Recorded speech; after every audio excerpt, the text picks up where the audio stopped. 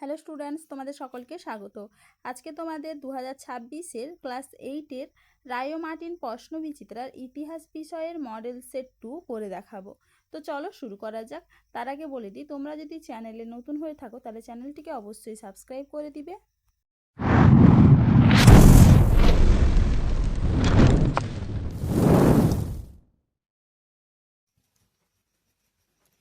প্রথমে দেখে নিই একের দাগে সঠিক উত্তরটি নির্বাচন করো। আসফ ঝা উপাধি কে গ্রহণ করেন? উত্তর হবে কি অপশন সি, মীর কামার উদ্দিন খান সিদ্দিকী। পরের প্রশ্ন কি আছে, 1757 সালে কলকাতা পুনর্দখলের জন্য কে ব্রিটিশ সৈন্যের নেতৃত্ব দেন? উত্তর হবে কি অপশন সি, রবার্ট ক্লাইভ। পরের প্রশ্ন কি আছে, মীর কাসিম কার জামাতা ছিলেন? উত্তর হবে কি option B, Mir জাফরের।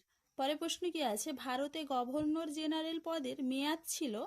Option D 5 বছর। এবার দেখি পরের প্রশ্ন কি আছে, যে আইনের দ্বারা কোম্পানির ওপর ব্রিটিশ পার্লামেন্টের নজরদারি নিশ্চিত হয়েছিল তা হলো? Option A regulating act. পরের প্রশ্ন কি আছে, 1823 খ্রিস্টাব্দে ভারতে কতগুলি সর্বোচ্চ আদালত ছিল? উত্তর হবে কি অপশন সি 3টি। চলো এবার দেখে নি 2 এর দাগে পূর্ণ বাক্যে উত্তর দাও। মহীশূরের রাজধানী কোথায় ছিল? উত্তর হবে কি শ্রীরঙ্গপত্তনম। পরের প্রশ্ন কি আছে, 1802 খ্রিস্টাব্দে বেসিনের চুক্তি কারা স্বাক্ষর করেন? দেখে নাও উত্তরটা তোমরা, ইস্ট ইন্ডিয়া কোম্পানি ও দ্বিতীয় বাজিরাও। পরের প্রশ্ন কি আছে, লাহোরের চুক্তি দ্বারা ব্রিটিশরা কোন অঞ্চলের ওপর নিয়ন্ত্রণ পায়? উত্তর হবে কি জলন্ধর দোয়াব অঞ্চলের ওপর। পরের প্রশ্ন কি আছে, কে কলকাতা মাদ্রাসা তৈরি করেন? উত্তর হবে কি ওয়ারেন হেস্টিংস। পরের প্রশ্ন কি আছে, এশিয়াটিক সোসাইটি কেন তৈরি হয়েছিল? দেখে নাও উত্তরটা তোমরা এইখান থেকে এইটুকু লিখবে, ভালো করে একটু দেখে নাও। এবারে পরের প্রশ্ন কি আছে, স্যার চার্লস উড কে ছিলেন? দেখে নাও উত্তরটা তোমরা এখান থেকে এইটুকু লিখবে।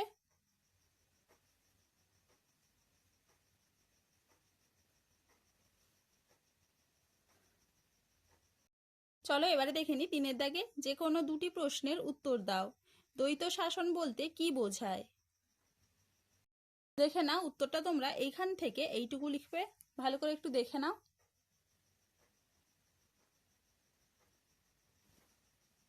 চলো এবারে পরের প্রশ্ন কি আছে, ফারুকসিয়রের ফরমানের গুরুত্ব কি? দেখে নাও উত্তরটা তোমরা এখান থেকে এইটুকু লিখবে।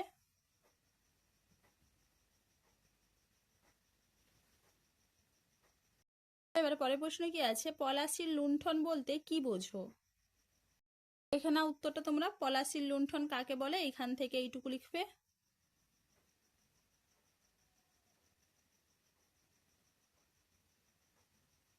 পরের প্রশ্ন কি আছে, বেঙ্গল প্রেসিডেন্সি কিভাবে তৈরি হয়?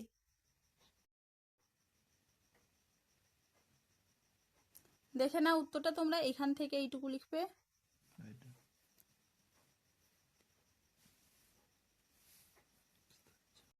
প্রশ্ন কি আছে, রেগুলেটিং অ্যাক্ট কেন পাশ করা হয়?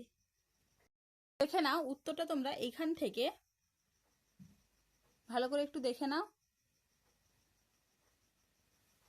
এইটুকু লিখবে। চলো এবারে দেখে নি 4 এর দাগে যে কোনো দুটি প্রশ্নের উত্তর দাও। পলাশির যুদ্ধের কারণগুলি লেখো। দেখে নাও উত্তরটা তোমরা এখান থেকে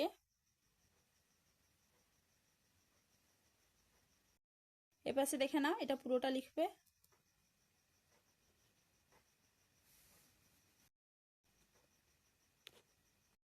এগুলো পুরোটা লিখতে হবে।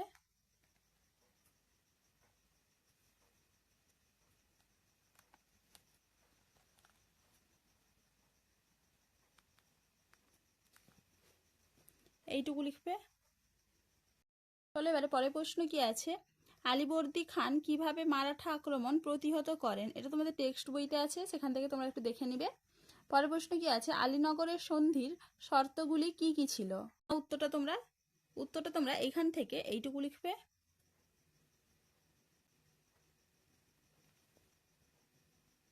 এবারে পরের প্রশ্ন কি আছে, বেন্টিংকে প্রশাসনিক সংস্কারগুলির বর্ণনা দাও। দেখে নাও উত্তরটা তোমরা এখান থেকে এইটুকু লিখবে, ভালো করে একটু দেখে নাও। এবারে পরের প্রশ্ন কি আছে, ভারতে সিভিল সার্ভিসের সূচনার ধারণা দাও। না, উত্তরটা তোমরা এখান থেকে ভালো করে একটু দেখে নাও।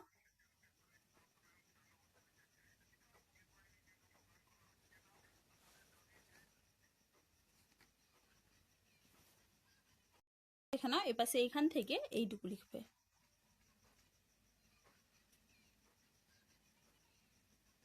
দেখে নি 5-এর দাগে, যে কোনো দুটি প্রশ্নের উত্তর দাও। ইতিহাসে বক্সারের যুদ্ধের গুরুত্ব লেখো। উত্তরটা তোমরা বক্সারের যুদ্ধের গুরুত্ব, উত্তরটা তোমরা এইখান থেকে ভালো করে একটু দেখে নাও।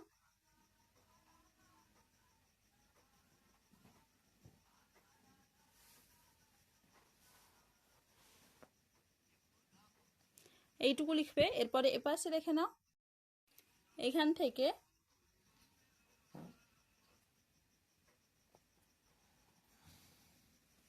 এইটুকু লিখবে। এবার পরের প্রশ্ন কি আছে, অধীনতামূলক মিত্রতা নীতি সম্পর্কে যা জানো লেখো। দেখে নাও, উত্তরটা তোমরা এখান থেকে এইটুকু লিখবে, ভালো করে একটু দেখে নাও।